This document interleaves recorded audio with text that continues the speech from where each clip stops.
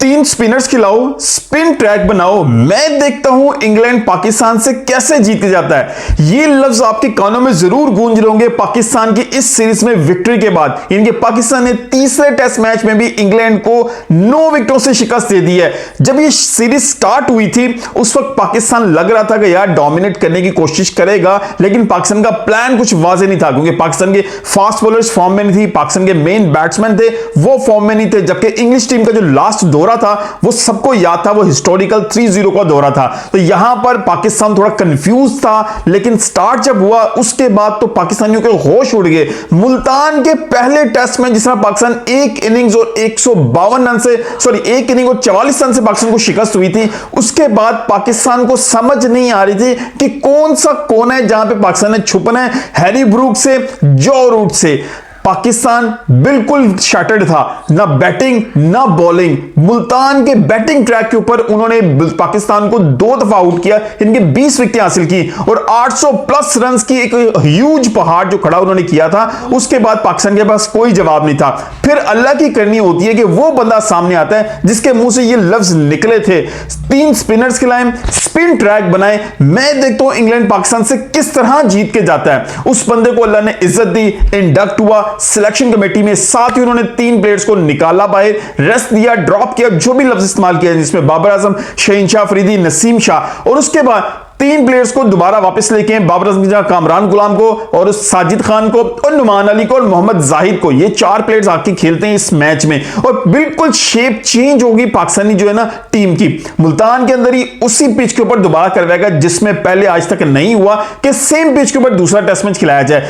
English team भी confuse थी इस विकेट के ऊपर जो है रिवर्स स्विंग होगा या स्पिन होगा, क्योंकि माइकल थर्टन की बात कीजिए, नासिर हुसैन की बात कीजिए, वो यही कहते नजर आए कि इस मुल्तान की पिच के ऊपर रिवर्स स्विंग भी होगा और स्पिन भी होगा। लेकिन पाकिस्तान 3 स्पिनर के साथ गया और उस वक्त मुझ जैसे सब लोगों ने यही कहा शायद पाकिस्तान ने पैनिक बटन दबा दिए, 3 स्पिनर के साथ चला गया। जबकि फास्ट बॉलर में सिर्फ हमारे पास वो मीडियम फास्ट बॉलर था जो ऑलराउंडर है, जो वो कंसीडर हो रहा था। अब जिस तरफ इंग्लैंड के देखें तो वो 3 फास्ट बॉलर यानी कि एक ऑलराउंडर और 2 फास्ट बॉलर के साथ और 2 स्पिनर के साथ जा रही थी। पाकिस्तान ने उस मैच के अंदर जिस तरह इंग्लैंड को दबोचा, 152 रन से शिकस्त दी। वो साजिद और नुमान अली की जो बॉलिंग थी और कामरान गुलाम की डेब्यू जो सेंचुरी थी उसकी बदौलत पाकिस्तान एक नई शेप में आया, थोड़ा कॉन्फिडेंस बहाल हुआ। और जो शान मसूद है जिनकी 6 मुसलसल टेस्ट मैचेस की हार के बाद उन्होंने भी पहली फतह का मजा चखा। जबकि जेसन गिलेस्पी जो कि नए जो कोच थे टेस्ट क्रिकेट के हवाले से पाकिस्तान के, वो भी बड़े कंफ्यूज थे और इस विक्ट्री के बाद उनको भी थोड़ा रिलीफ मिला, पीसीबी को रिलीफ मिला, सिलेक्शन कमेटी को रिलीफ मिला, ओवरऑल हर रिलेटेड जो भी पीसीबी से था, टीम से था, हर बंदे को रिलीफ मिला। इवन के पाकिस्तानी कौम ने भी रिलीफ फील किया। उस विक्ट्री के बाद नुमान अली और साजिद खान हीरो बन गए पाकिस्तानी कौम के और साथ जो है कामरान गुलाम। लेकिन जब तीसरा टेस्ट में स्टार्ट होना था तो बहुत सारे कंसर्न्स थे। फिर सोचा जाता यार ये हिस्टोरिकल विकेट 1951 से लेके 1991 में ये क्रिकेट स्टेडियम बना था पिंडी का, उस वक्त से लेके अभी तक यहां पर सिर्फ बैटिंग ट्रैक्स मिले हैं। आप डोमेस्टिक को उठा के देखें, पीएसएल को उठा के देखें, आप इंटरनेशनल उठा के देखें, इवन के इस पिंडी ग्राउंड के अंदर लास्ट जब इंग्लैंड ने मैच खेला था तो पहले दिन में 500 प्लस रन स्कोर किए थे। कैन यू इमेजिन 90 ओवर्स में 500 प्लस रन यानी कि 550 की एवरेज के साथ उन्होंने रन रेट के साथ स्कोर किया था इस ग्राउंड के ऊपर और वो टेस्ट मैच उन्होंने जीता था। जबकि पाकिस्तान यही चीज में कंफ्यूज था कि बैटिंग ट्रैक बनाए, बॉलिंग ट्रैक बनाए, स्पिन ट्रैक बनाए। हमारे रमीज राजा सिलेक्टर्स पहले वो जो चेयरमैन बोर्ड रह चुके हैं वो यही सोचते थे अगर हम फास्ट बॉलिंग ट्रैक बना देंगे तो इंग्लिश हमें खा जाएंगे या ऑस्ट्रेलियंस बॉलर्स हमें खा जाएंगे। लेकिन हम ये भूल गए थे कि यार हमारी जो स्ट्रेंथ है वो स्पिन ट्रैक है एशिया के अंदर, क्योंकि ये एक बड़ी क्लियर सी एक हमारे पास जो है ना पूरी दुनिया के अंदर मौजूद है कि एशिया के अंदर स्पिनिंग डोमिनेंसी करती है, स्पिनर्स डोमिनेट करते हैं। जबकि इंग्लिश या सीना कंट्रीज के जितने प्लेयर्स आते हैं वो यहां पर स्ट्रगल करते नजर आते हैं। सिर्फ आकिब जवेद ने ये स्ट्रेटजी अपनाई और इस पिंडी विकेट के ऊपर आपने देखा बड़े बड़े इंडस्ट्रियल फैंस लगाए गए, हीटर्स लगाए गए और आखिरी दिनों के ऊपर उसके ऊपर ब्रश मारे गए प्रॉपर्ली ताकि पूरी घास जो है ना बिल्कुल उड़ जाए, नीचे से रड़ा सा निकले, क्रैक्स थोड़ी सी ओपन हो, क्रस्ट सा बन जाए पिच के ऊपर और वहां से स्पिन मिले। स्टिल इंग्लिश टीम समझ रही थी यहां पर भी थोड़ा सा रिवर्स स्विंग मिलेगा, इसलिए एक फास्ट बॉलर एक मीडियम ऑलराउंडर था बेन स्टोक्स जिनके कप्तान थे वो प्लस 3 स्पिनर के साथ गया। पाकिस्तान सेम लाइनअप के साथ गया जो उन्होंने पिछले टेस्ट मैच में जीती थी और फिर उसी लाइनअप की उसी स्ट्रेटेजी के साथ स्पिनर्स की डोमिनेंस के साथ पाकिस्तान ये मैच जीत गया। आज 9 विकेट से पाकिस्तान ये मैच जीता तीसरे दिन के अंदर ही।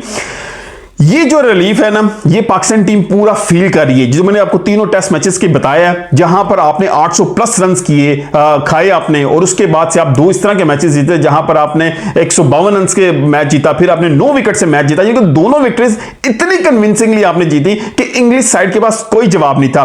बेसबॉल कहा जाता है कि स्टार्ट हुई थी, पैदा हुई थी इंग्लैंड के अंदर, लेकिन उसकी कब्र बनी इंडिया के अंदर भी, पाकिस्तान के अंदर भी। इंडिया में भी जब लास्ट ईयर दौड़ा हुआ था इंग्लैंड का, इंडिया के साथ 5 टेस्ट मैचेस खेली थी। पहला टेस्ट मैच बड़ा कन्विंसिंगली इंग्लैंड जीता था, लेकिन उसके बाद आखिरी 4 टेस्ट मैचेस में जिस तरह इंडिया ने मारा था इंग्लैंड को, सेम उसी तरह पाकिस्तान ने अब इंग्लैंड को उसी तरह मारा है और बेसबॉल थ्योरी को एशिया के अंदर दफन कर दिया है। मैं पाकिस्तान के अंदर नहीं कहूंगा, मैं इंडिया के अंदर नहीं कहूंगा, बल्कि एशिया के अंदर कहूंगा। बेसबॉल थ्योरी दफन होती हुई नजर आ रही है। लेकिन बहुत बहुत बहुत क्रेडिट जाता है आकिब जावेद को। इस बंदे का नाम अभी पूरी मीडिया के ऊपर कोई इस तरह नहीं ले रहा जिस तरह लेना चाहिए, एप्रिसिएशन मिलनी चाहिए।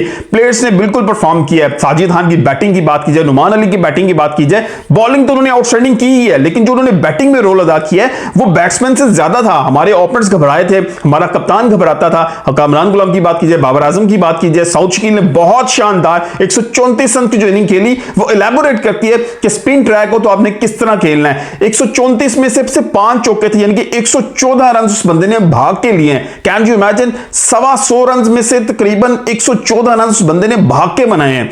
यही स्ट्रैटेजी थी, सीधे बैट से खेलना, स्लो खेलना, स्टेडीली खेलना, सिंगल डबल में जाना। जो इस तरह का स्पिन ट्रैक हो जहां पे बॉल बहुत स्पिन हो रहा है, टॉप स्पिन हो रहा है, बॉल निकल रहा है, तो आपने कैजुअली किस तरह खेलना है, चौके छिक्के की तरफ नहीं जाना। लेकिन नुमान अली की बदौलत और साजिद खान की बदौलत जो ऑलराउंड उन्होंने परफॉर्मेंसेस दी, इवन प्लस जो साजिद खान की फील्डिंग थी वो भी बहुत चार्ज कर देने, जिस तरह उन्होंने कैच पकड़ा बाउंड्री पे, छिक्का बचा के फिर बॉल बाहर फेंका, फिर कोशिश की और 2 दफा बॉल को बचाया छिक्के से, बहुत आउटस्टैंडिंग था। यानी कि एक एनर्जेटिक जो है ना, एक फिनोमिनल एक करैक्टर जो है ना इस टीम में आया जिसने टीम को अपलिफ्ट किया। तो overall Pakistan team is on lift है। लेकिन अब देखना है कि पाकिस्तान का ऑस्ट्रेलिया का दौरा स्टार्ट होने वाला है, वहां पर पाकिस्तान ओडीआई और टी20 मैचेस खेलेगी, फॉर्मेट चेंज होगा, पिचेस चेंज होगी, कंडीशंस चेंज होगी। वहां पर जेसन गिलस्पी किस तरह पाकिस्तान को हेल्प आउट करेंगे, इस टीम को तरतीब देने में, और आकिब जावेद की स्ट्रेटेजी क्या होगी ऑस्ट्रेलिया के हवाले से, यह बहुत ज्यादा इंपॉर्टेंट रहेगा। आपको बहुत मजा को पाकिस्तान की विक्ट्री, तीसरे दिन के दिन पाकिस्तान ने तीसरा टेस्ट मैच जीत के अब सीरीज अपने नाम पे कर लिए। मिलते हैं अगली किसी वीडियो के साथ, अपना बहुत ख्याल रखिएगा। अल्लाह हाफिज।